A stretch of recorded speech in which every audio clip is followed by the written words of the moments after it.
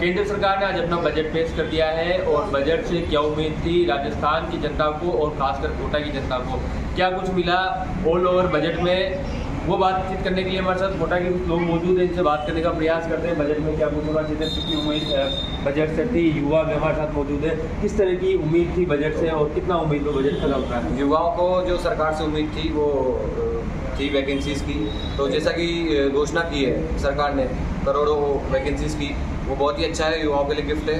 पर बात वो आती है कि ये ग्राउंड लेवल पे कितनी सच होगी, क्योंकि देखा गया है कि सरकार ने वादे तो बहुत करती है, बाकी जब ग्राउंड लेवल पे बात आती है तो वो आधी होकर रह जाती है। पिछले 10 साल के कार्यकाल में देखा गया कि जितनी भी सेंट्रल की वैकेंसीज थी, रेलवे हो गई, केंद्रीय विद्यालय हो गई, या फिर ये अपना जो नवोदय स्कूल्स होते हैं वो हो गए, तो उसमें बहुत ही ज़्यादा वैकेंसीज ना के बराबर आई। और डिफेंस सेक्टर में बात करें तो अग्निवीर योजना भी लागू गई, जिसमें भी काफ़ी रोजगार मारा गया लोगों का। तो डिफेंस सेक्टर पे भी ध्यान देना चाहिए, और जो अग्निवीर योजना है उस पर दोबारा सोच विचार सरकार को मेरे हिसाब से तो करना चाहिए, क्योंकि पर्सनल पॉइंट ऑफ व्यू में दूंगा तो दोबारा सोच विचार करके डिफेंस सेक्टर में भी काम करना चाहिए।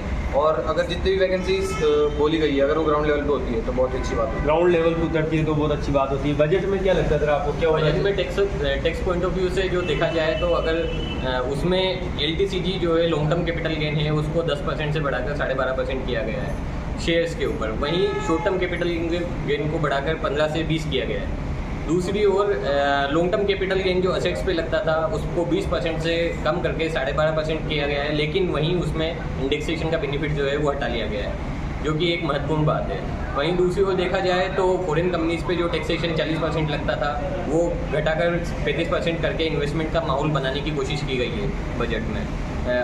आप सरकार की जो मंशा देखी जाएगी तो वो सरकार चाहती है कि जितने भी ITR भरे जा रहे हैं वो न्यू टैक्स रेजिम से भरे जाएं, ताकि कोई भी डिडक्शन क्लेम नहीं की जाए। न्यू टैक्स रेजिम पे जो नई स्लैब रेट सरकार ने घोषित की है उसमें 15 लाख तक की सैलरी पे 17,500 रुपये का एडिशनल बेनिफिट मिलेगा।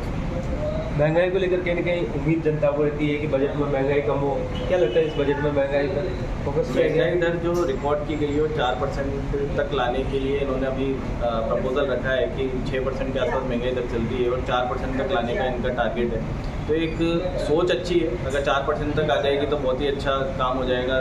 काफ़ी लोगों की जेबों पे रियायतें पड़ेगी, किचन के जो बाहर बड़े हुए हैं लेडीज़ के वो भी कम होंगे। एक जो मिडिल क्लास एम्प्लॉयज़ हैं उसके ऊपर भी काफ़ी रिलैक्सेशन मिलेगा। आज अगर कमोडिटी के पॉइंट ऑफ व्यू से बात करें तो जैसे इन्होंने गोल्ड के ऊपर कस्टम ड्यूटी रिड्यूस किया है, तो उसकी वजह से 10 ग्राम पे लगभग 6,000 रुपये सस्ता गोल्ड पड़ेगा।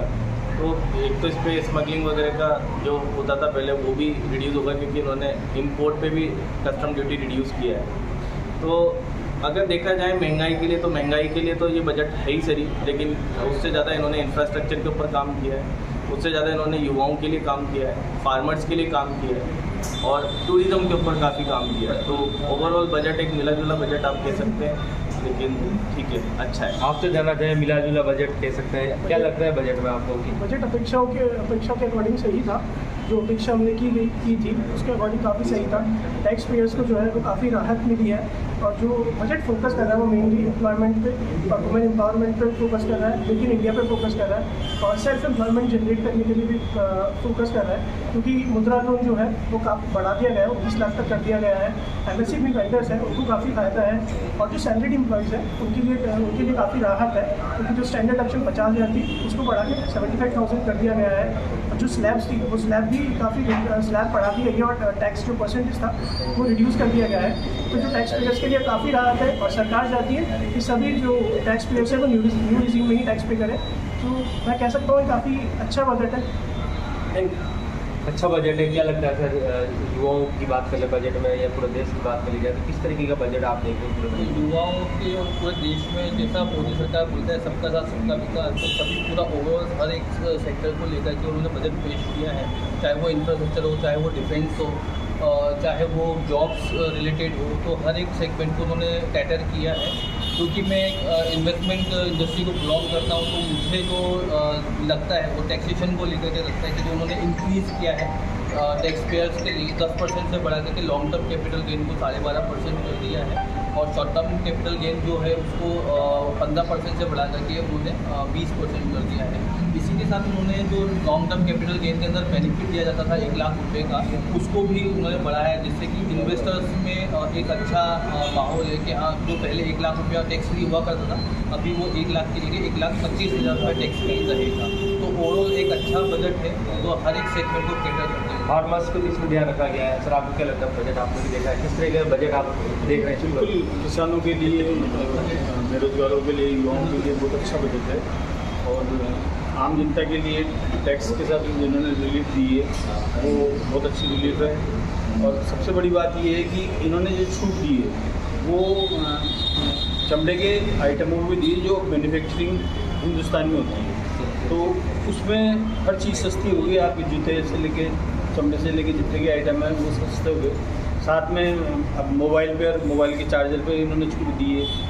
तो मेरे हिसाब से देश इसमें बहुत अच्छा बजट है और बहुत अच्छी बात है। आप भी कहीं ना कहीं मेडिकल डिपार्टमेंट से जुड़े हैं, मेडिकल करते आप कैंटीन समाज सेवी भी है, क्या देखते हैं सर इस पूरे बजट को, किस तरह का बजट है ये पूरा है? देखिए, बजट की बात करें तो सबसे महत्वपूर्ण बात होती है युवाओं की, क्योंकि हमारा जो देश है, अगर विश्व की बात करें तो युवाओं का सबसे ज़्यादा प्रतिशतांक हमारे देश के अंदर है। मोदी सरकार ने युवाओं को देख करके ये प्लानिंग की है कि कहीं ना कहीं अगर युवाओं को सुदृढ़ किया जाए, युवाओं को विकसित किया जाए, तो निश्चित रूप से आने वाले समय में ये जो प्रॉब्लम्स है जो आए दिन बढ़ती रहती है वो प्रॉब्लम खत्म हो सकती है। क्योंकि इंडस्ट्रीज़ की बात करें, अगर एक इंडस्ट्री खुलती है तो कम से कम 1,000-1,500 लोगों को रोज़गार मिलता है। तो युवाओं के लिए इन्होंने बहुत अच्छी प्लानिंग जो मोदी सरकार ने निकाली है वो वास्तविकता में स्वागत योग्य है। 5 साल के अंदर 4 करोड़ नए रोजगार, ये अपने आप में स्वागत योग्य कदम है।